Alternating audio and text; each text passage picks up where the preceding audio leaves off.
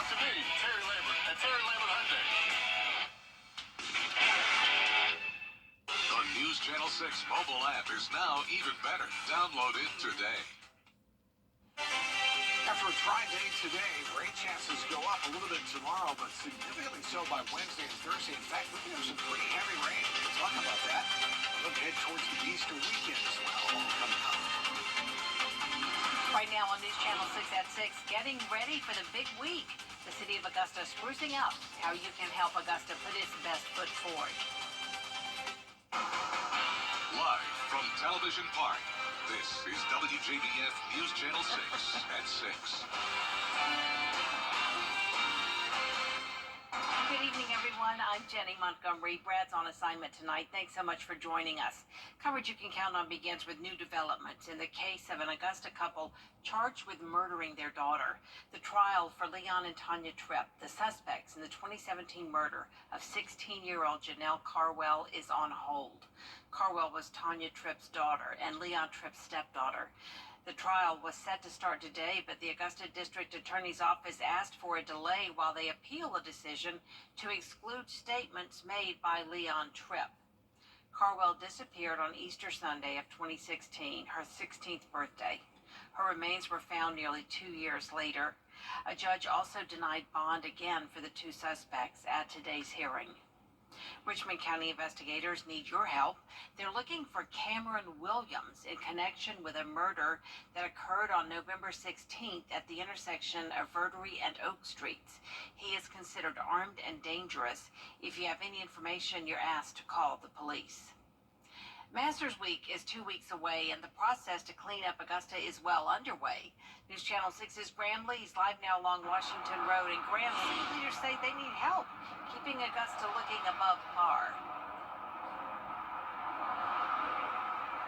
Yes, I did, Jenny. And actually, Augusta, of course, is on the horizon of one of its busiest weeks of the entire year. And one of the priorities for the city is making sure this city looks top-notch for visitors coming in from around the country. The only thing is, if you take a look around some places around this area, especially around Augusta National Golf Club, there's still trash that is able to be seen. Over the weekend, some pedestrians saw a large pile of trash behind the Carrabba's on Washington Road, and some of it is still there. And this came to the attention of District 7 Commissioner Sean Franum, who says cleanup efforts are especially important this time of year. You want to put a good foot forward for companies that come here to possibly look to invest, as well as you want to make sure they have a good experience. You want to show that Augusta is great, just not during the Masters, but at all times. So we definitely need to make sure we're putting our best foot forward. I mean, frankly, we wouldn't have the resources to do what we do the other 51 weeks of the year if we didn't have the Masters here in Augusta. We also spoke to the Marshal's office, and they tell us the best way that you can help out is by saying something if you see something. So anyone that has any concerns about trash or litter, they're encouraged to contact the Marshal's office. Live in Augusta, Graham Lee, WJBF, News Channel 6. That cleanup is a sure sign of spring in this area. Another sign of spring, warmer weather and some rain. Chief Meteorologist Tim Miller's tracking both this week. Tim? Yeah, Jenny, we sure are. Certainly tracking the rain and find out how long that'll last, and also look into the Easter weekend. All of that coming up in just a few minutes. Jenny? All right, thank you so much, Tim. One Augusta commissioner wants to change the rules when it comes to commissioners abstaining from votes. He says he only wants them to be able to abstain when they have a conflict of interest. George Escala has the story. Commissioner Wayne Guilfoyle wants to see it in writing, the city policy for commissioners abstaining from voting. It was brought up about 3 weeks ago on the floor as far as abstaining. Do we have to give the reason why, for it to be a conflict of interest? The attorney wasn't ready to answer, so I asked him for a written opinion. Despite votes to get one approved, there is no permanent city administrator at this point because Commissioner Bobby Williams has abstained, preventing the mayor from voting to break a 5-5 tie in favor of his candidate. As you being used for the wrong reason. If you abstain, you should clarify why you abstain and showing that it's a conflict of interest. Anything besides that, you should be able to vote yes or no. Augusta has been down this road before. 17 years ago, city leaders were sued because of then Commissioner Marion Williams abstaining. The state Supreme Court ruled in Williams' favor, saying an abstention is just that and doesn't count as a yes or no vote. The rules say that you can't abstain. The state, the local, and the federal have abstention on the ballot, so you can't use that. You're supposed to use it if there's a conflict. Now, a lot of times I've used it when there wasn't a conflict. But Guilfoyle wants to see abstentions only allowed when a commissioner has a declared conflict of interest. Plain and simple. Abstain should not be part of that theory unless you have a conflict of interest. Guilfoyle expects to see the attorney's opinion at Tuesday's committee meeting. In Augusta, George Escala, WJBF, News Channel 6. A proposed shopping center and car wash could be coming to Columbia County, but people have mixed opinions about it. The new development at the intersection of Bel Air and Oakley-Perkle Roads would require a rezoning from residential to commercial. Developers want to split the roughly 8-acre property into 4 parcels. One would be a car wash, the others would likely be retail. Some people are worried about how close it is to the Fox Run neighborhood. The developer says this can be changed, but neighbors still have doubts. I, for one, would be completely against it. We already have enough traffic congestion in this stretch of Bel Air Road, and to be quite honest, I just don't want to see anything else retail come in here that could attract the wrong crowd. Their proposal will go to the Columbia County Planning Commission on April 4th. Georgia lawmakers are making a final push for health care funds in the Peach State. State Republicans rejected a push for Medicaid expansion last week that had support of a lot of Democrats. Supporters say the state would have received more than $1 billion in federal funding, and the expansion would have helped insure more than 1 million Georgians. But Republicans say the plan would have cost too much. So we have to continue to look at this and see what's best for the state of Georgia, and personally, as a physician, what's best for our patients. And I think having insurance is much better than Medicaid, and then those people who would be on Medicaid would be required to work and work them off. A pathway to more success, getting a job, having health insurance. Republicans support a proposal by Governor Brian Kemp that would increase pay for some health care workers. An Aiken man is charged with possession of child pornography. Brett Crow is charged with 3 counts of sexual exploitation of minors. He was arrested by the Mount Pleasant Police Department on March 20th. Investigators say he solicited someone he believed was a minor for sex. He's in the Charleston County Jail with a $300,000 bond. The Attorney General's office says Crow was convicted on similar charges in 2012. Still to come on News Channel 6 at 6, the latest on a double murder suspect found dead in McCormick County. What police believe happened. The News Channel 6 at 6 continues. If you have a tea time tomorrow morning, everything should be fine, although it's going to be rather cool. Temperatures in the 40s. Notice as we look at the afternoon, it's not too bad. It's after 2 o'clock. That's when the tea time needs to end. Let's talk about that in the forecast here.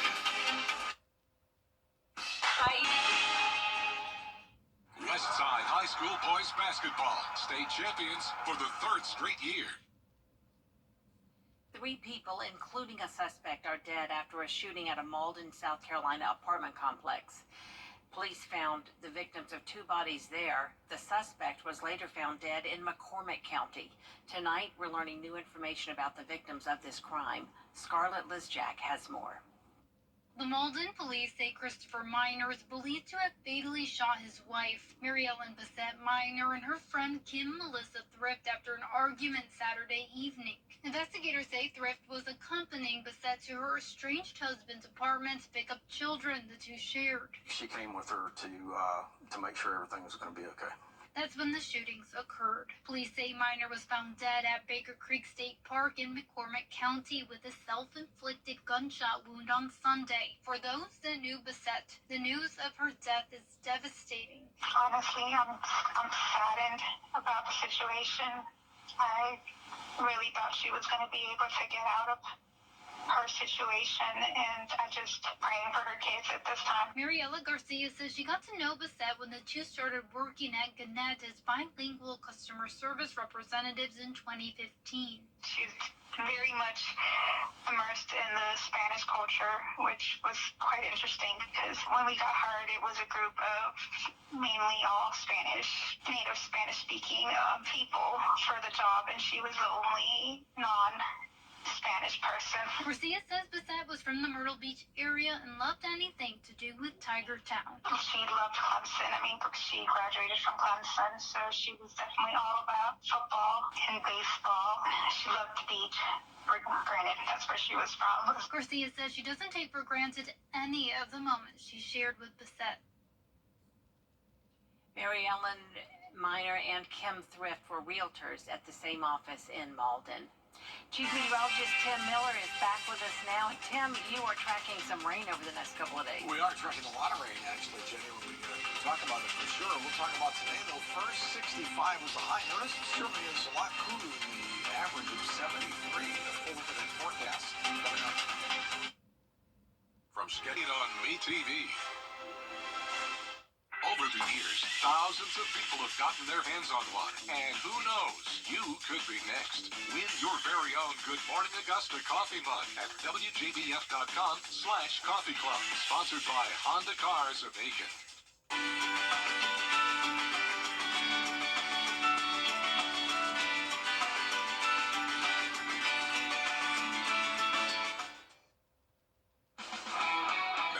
WJBF sports coverage you can count on. The Clemson Tigers took on Baylor in the second round of the NCAA tournament as they look to make it to their first Sweet 16 since 2018. Number 6 Clemson facing number 3 Baylor, the first matchup between the schools since 1983. Under 7 minutes left in regulation, Ian Shefflin facing away from the basket. Throws the ball over his head, makes the shot plus the foul. Amazing effort by Sheff to get the shot on target. Clemson up 15, that was their largest lead of the game, but Baylor down by 5. Jacoby Walter banks in the layup plus the foul. Baylor now down 2 after the made free throw, but Clemson would sink some very key free throws to ice the game, and that does it. The Tigers win 72-64 and advance to the Sweet 16. Head coach Brad Brownell very pleased with the performance from his guys. Well, obviously ecstatic about the win. Just super happy for my players. These guys have been battling all year and couldn't ask for a better group of guys to coach. They've just been fantastic. And we obviously had a hot start to the year. Like most teams, had a couple bumps in the road, but these guys never doubted it. We never quit. We just kept working. And for us to play the way we did, I thought our defense was outstanding throughout, and that was a big key in both of our wins here in Memphis. Clemson's win over Baylor is the first program win over a top 3 seed since 1980. The Tigers now head to LA to take on number 2 Arizona. The USC Aiken baseball team will take on the Augusta Jags at SRP Park on Tuesday. This annual game has become a favorite in the community, and since the canceled game in 2020, USC Aiken has won 2 of the last 3 years. Pacers head coach Michael Holder says this game is something he and his guys look forward to every year, and he talked about what they'll need to do to get the win. Yeah, it's cool. It's an annual thing we've done for the last several years with Augusta, and we're actually extremely excited. And every year we go over there, it's always a great venue, and they do such a great job hosting us and giving us a really good game day experience, and we're looking forward to it. I think one of the biggest things for our club is getting off to a good start, whether that be on the mound and at the plate. We tend to have better success when we get off to a good start throughout the course of the game. That tends to be a reason for us to have success this season. First pitch at SRP will be at 6:35 p.m. And finally, the Atlanta Hawks host the Boston Celtics tonight as they look to extend their win streak. Now, the Celtics are arguably the best team in the NBA right now, but the Hawks seem to have found the recipe for success. They earned their largest win of the season on Saturday against the Hornets, so it should be a good matchup. Tip-off is at 7:30, and I'll have highlights at 11.